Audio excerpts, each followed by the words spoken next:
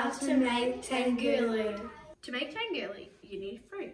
We'll be using strawberries, blueberries and mandarin. You also need ice water, skewers and white caster sugar. Before we started, we washed and dried all our fruit. Now we will put all the fruit on the skewers.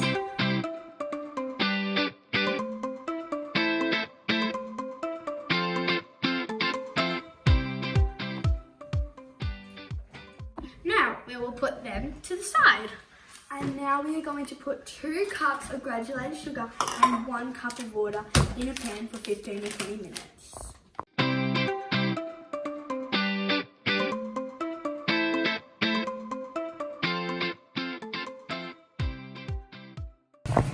Now that it looks like this, we are going to start dipping our fruit into it.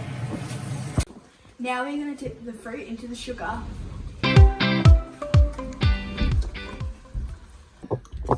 Now let's taste.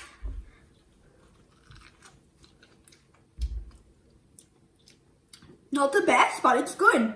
Yeah, I agree. Bye! Bye.